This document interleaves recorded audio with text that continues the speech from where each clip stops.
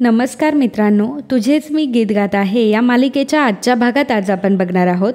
Doctor पुन्हा एकदा स्वराजला check करण्यासाठी आलेले असतात. ते स्वराजला चेक करतात, त्याला इंजेक्शन देतात, परंतु स्वराज फक्त आई आई एवढंच म्हणत असतो. डॉक्टर म्हणतात की मिस्टर कामत, मी तुम्हाला आधीच सांगितलं होतं, त्याने जर नीट खाल्लं नाही, औषधं घेतली नाही तर तो आणखी आजारी पडेल. मल्हार म्हणतो की डॉक्टर, आम्ही त्याला खाऊ घालण्याचे आणि औषधं देण्याचे पूर्णपणे प्रयत्न केले. डॉक्टर म्हणतात की अहो त्याची कंडिशन तरी बघा तुम्ही. हो, तो सतत ज्या व्यक्तीला हाक मारतोय त्या व्यक्तीला का नाही बोलवत आहे तुम्ही? कोण आहेत कोण त्या? त्यावर मल्हार म्हणतो की मंजुळाबाई आहेत, त्या आमच्या घरी संगीत शिकवण्यासाठी असतात. डॉक्टर म्हणतात की अहो मिस्टर कामत, परंतु त्या मुलाच्या आयुष्याचा प्रश्न आहे. बघा, तुमच्या काहीतरी कंडिशन्स असतील हे मला नाही माहिती, परंतु त्या मुलाने जर लवकरात लवकर औषधं घेतली नाही आणि जेवला नाही तर त्याला आता हॉस्पिटलमध्ये ॲडमिट करावं लागेल, आणि जर काही झालं तर त्याला जबाबदार तुम्हीच असाल. एवढं बोलून डॉक्टर तिथून निघून जातात. तर सर्वजण अगदी काळजीत पडलेले असतात. आई म्हणत असतात की मला तर खूप काळजी वाटते, आता काय करायचं आपण?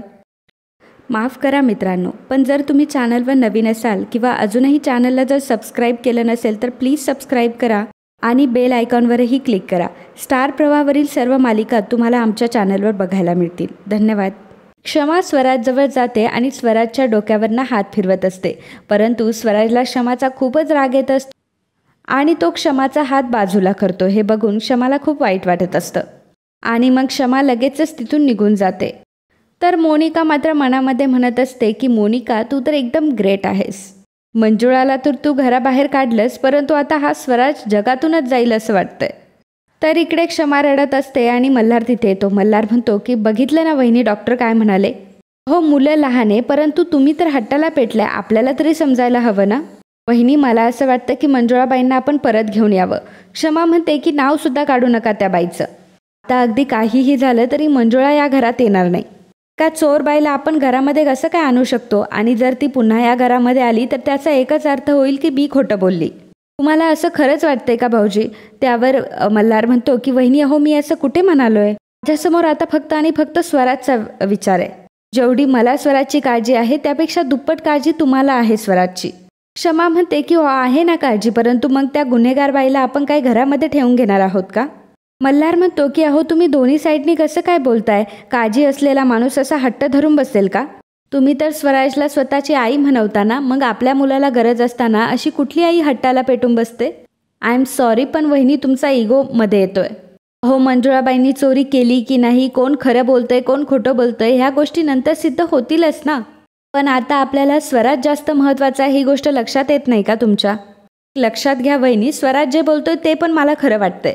मंजुळाबाईंनी जर ती चोरी केली नसेल हे जेव्हा तुम्हाला कळेल तेव्हा तुम्हाला किती पश्चाताप होईल याचा फक्त एकदा विचार करा. स्वराजसाठी त्यांना बोलावलं नाही याची तुम्हाला आयुष्यभर खंत वाटत राहील.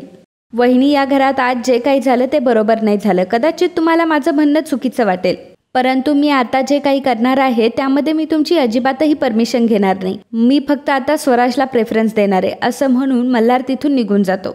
तर क्षमा इकडे रडत असते. तर पोलीस इकडे मंजुळाने दिलेला जबाब वाचून दाखवत असतात.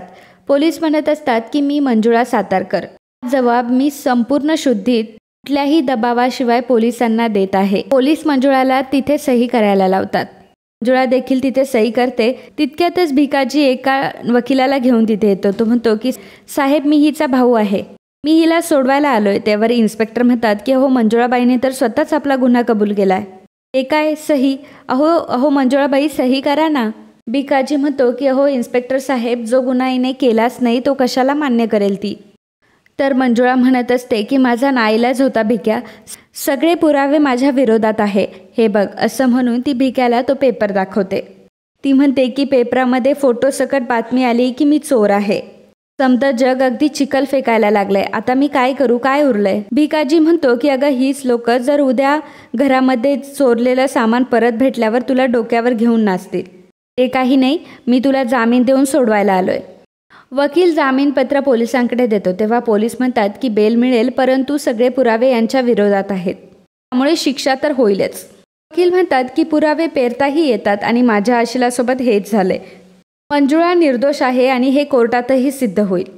पोलीस म्हणतात की मला खात्री आहे ही कोर्टातून सरळ जेलमध्येच जाईल. भिकाजी म्हणतो की अहो साहेब, दिसतं तसं नसतं, म्हणूनच जग फसतं. आता आम्ही आमच्या बहिणीला नेऊ शकतो का? त्यावर पोलीस म्हणतात की हो, घेऊन जा. भिकाजी म्हणतो की मंजुळा चल, अगं कसला विचार करतेयस? माझी बाणेदार बहीण अशी ढासळून गेली का एवढ्यात? मंजुळा त्याला म्हणते की जेव्हा सर्वांसमोर माझी बदनामी झाली तेव्हाच मी ठरवलं की माझ्या आईला काही होता कामा नये आणि म्हणूनच मी गुन्हा कबूल केलाय. तर भिकाजी म्हणतो की ते सर्व सोड, आता आपण पहिल्यांदा घरी जाऊयात. मावशी पण तुझी वाट बघते असं म्हणून ते सर्वजण तिथून निघून जातात. तर इकडे निरंजन म्हणत असतो की स्वरा, हे बघ तुझ्यासाठी गरम गरम खिचडी आणली आणि तुझे मल्हार गुरुजीसुद्धा मंजुळा गुरुजींना आणायला गेलेत बघ बरं. स्वराज म्हणतो की जेव्हा आईला पोलीस घेऊन जात होते तेव्हा तुम्ही कोणीच काही बोलला नाहीत ना? निरंजन म्हणतो की मग अगं आमच्या चुकीची शिक्षा तू स्वतःला का देतीयस? स्वराज म्हणतो की आई येईपर्यंत मी काहीही खाणार नाहीये. तर इकडे मल्हार हा पोलीस स्टेशनमध्ये आलेला असतो आणि तो पोलिसांना म्हणत असतो की मी मंजुळा सातारकर यांना सोडवायला आलोय. इन्स्पेक्टर म्हणतात की अहो, त्यांचा भाऊ आताच त्यांना सोडवून गेलाय आणि त्यांनी त्यांच्या गुन्ह्याची देखील कबुली दिली आहे. या घटनेला साक्षीदार आहे आणि तुम्ही देखील साक्षीदार आहे त्याचे. परंतु मला एक गोष्ट कळत नाही की तुम्ही तिला सोडवायला का आलात? मल्हार म्हणतो की कारण मंजुळाबाईंनी चोरी केली असेल, मला असं अजिबात वाटत नाही. इन्स्पेक्टर साहेब, तुम्हाला फक्त एक रिक्वेस्ट आहे की तुम्ही स्वतः या प्रकरणामध्ये जरा लक्ष घाला. इन्स्पेक्टर म्हणतात की हो, तुम्ही अजिबात काळजी करू नका. मल्हार तिथून निघून जातो. मल्हार मनात विचार करत असतो की आता बोलायला हवं मंजुळाबाईंसोबत, त्यांना ह्या प्रकरणाचा खूपच त्रास झाला असेल. मल्हार मंजुळाला कॉल करत असतो, परंतु मल्हारचा कॉल मंजुळा कट करून टाकते. मल्हार पुन्हा एकदा मंजुळाला फोन करतो तेव्हाही मंजुळा फोन कट करून टाकते.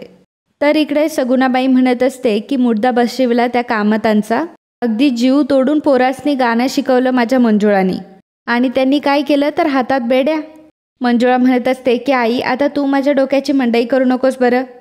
तर सगुणाबाई म्हणत असते की त्या दिवशी तर खूप सांगून गेली मला की कशाला सांगितलंस त्या पिहूला, नाहीतर ते आपल्याला जेलमध्ये टाकतील. टाकलं की बघ आपल्याला जेलमध्ये. त्या लोकांना जर आपण जास्त मान द्यायला गेलो ना तर त्यांना असं वाटतं की समोरच्याला काही डोकंच नाही आहे. मंजुळा म्हणते की झालं का तुझं बोलून? तर सगुणाबाई म्हणते की ठीक आहे, जाऊ दे, ते जेवून घे 2 घास. मंजुळा म्हणत असते की नकोय मला. तर सगुणाबाई म्हणते की त्यांच्यासाठी आपण उपाशी राहायचं असतंय व्हय, चल घे बरं खाऊन. आणि मंजुळा एक घास खाते. भिकाजी मंजुळाला विचारतो की काय वाटतं मंजुळे, तुला कोणी फसवलं असेल? मंजुळा म्हणते की हे काम कोणी केलंय हे मला चांगलंच माहिती आहे. आता त्या माणसाला असा धडा शिकवणार आहे की तो जन्मभर लक्षात ठेवेल. तर सगुणाबाई म्हणते की वा रे वा, तू तर पोलीस स्टेशनमध्ये लिहून आली की गुन्हा तुला कबूल आहे म्हणून. भिकाजी म्हणतो की अगं मावशे, तसं नसतं, हे सगळं कोर्टात सिद्ध झालं पाहिजे. मंजुळा म्हणते की हे सगळं झंगाट काय आहे हे तर आता मी शोधून काढणारच आहे. माझ्या सामानात तो हार कसा आला, माझ्याच फोनवरून त्या माणसांना मेसेज कसे गेले आणि ती माणसं नक्की कोण होती हे सुद्धा शोधायचं आहे मला हे काहीच माहीत नाही. जन्मभर ही मंजुळा चोर म्हणून नाही राहू शकत. तमाशामध्ये कला सादर करणारे आहोत आपण आणि सरस्वतीचे भक्त. कोणी बी येईल आणि चोर ठरवेल का आपल्याला? वा रे वा. गुणाबाई म्हणते की अंगाशी, आता कशी माझ्या लेकीसारखी बोललीस? काजी म्हणतो की एक गोष्ट लक्षात ठेव मंजुळे, ह्या लढाईमध्ये तू एकटी नाही तर तुझा भाऊसुद्धा आहे तुझ्यासोबत. इकडे मल्हार घरी आलेला असतो. निरंजन म्हणतो की मल्हार गुरुजी आलेत बघ, आता तुझ्या मंजुळा गुरुजींनाही घेऊन आले असतील. स्वराज लगेच उठून बसतो आणि म्हणतो की मल्हार गुरुजी कुठे मंजुळा गुरुजी? मल्हार म्हणतो की सॉरी स्वराज, मी नाही घेऊन येऊ शकलो मंजुळाबाईंना. मी तिथे पोचलो होतो तेव्हाच त्यांचा जामीन झाला आणि त्यांचा भाऊ देखील त्यांना घरी घेऊन गेला. पण मी पोलिसांना सांगितलंय की मंजुळाबाई चोर नाहीये, जो कोणी चोर आहे त्याला लवकरात लवकर शोधून काढा. तेवढ्यातच इन्स्पेक्टरचा क्षमाला फोन येतो. क्षमा म्हणते की इन्स्पेक्टर साहेब, मंजुळा सातारकरला जामीन कसा काय मिळू शकतो? चोर बाई आहे ती. इन्स्पेक्टर म्हणतात की काळजी करू नका, तिने स्वतःच तिच्या गुन्ह्याची कबूल केली आहे. जामीन मिळाला याचा अर्थ तिला शिक्षा तर होणारच आहे. परंतु मग मल्हार साहेबांना का असं वाटतंय की ती चोर नाही आहे? क्षमा म्हणते की हो, पण कंप्लेंट तर मी केली होती ना आणि सगळे पुरावे तिच्या विरोधात आहे. बाकी कोणाकडे काहीही लक्ष द्यायची गरज नाही.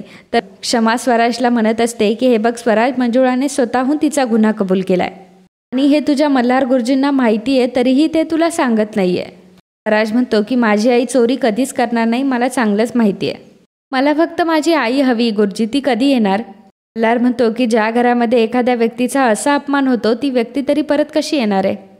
मी तुला शब्द देतो स्वराज, मी काहीही करून त्यांना घेऊन येईन. पण आता तू देखील माझं ऐकलं पाहिजे, जर तू काही खाल्लं नाही तर पुन्हा तुला अशक्तपणा येईल. स्वराज म्हणतो की नकोय मला काही पण. मोनिका म्हणते की हे बघ स्वराज बाळा, जर तिने जर चोरी केली नसेल तर तिला शिक्षाही होणार नाही. वाईट तर मलाही वाटतंय. हो म्हणते की वाईट तर मलाही वाटतंय की माझी फेवरेट टीचर आधीच निघून गेली आहे. मल्हार स्वराजला म्हणत असतो की स्वराज अरे ऐक ना माझं, प्लीज थोडंसं तरी खाऊन घे. परंतु स्वराज म्हणत असतो की नाही गुरुजी, मी काहीच खाणार नाही. आई आल्याशिवाय मी काहीही खाणार नाही. त्यामुळे सर्वजण काळजीत असतात. आणि मित्रांनो, आजचा हा भाग इथेच संपतो. पुढील भागात आपल्याला पाहायला मिळणार आहे मल्हार सगुणाबाईला म्हणत असतो की माझ्यावर कृपा करून प्लीज मंजुळाबाईंना माझ्या घरी पाठवा. तर सगुणाबाई म्हणते की ठीक आहे पाठवते, पण एका अटीवर, हे डोरलं घाला तिच्या गळ्यात आणि मानाने तिला घरी न्या. देवासमोर कुकू लावून अर्ध लगीन तसंही झालंय तुमचं आणि त्यामुळे आता स्वीकारा तिला बायको म्हणून. आता मल्हारपुढे मोठा प्रश्न निर्माण झालेला असतो आणि मंजुळाही घाबरलेली असते. तर मित्रांनो, तुझेच मी गीत गात आहे या मालिकेचे डेली अपडेट बघण्यासाठी आत्ताच आपल्या चॅनलला सबस्क्राईब करा. आणि आजचा हा भाग तुम्हाला आवडला असेल तर व्हिडिओला लाईक आणि कमेंट करायला अजिबात विसरू नका. धन्यवाद.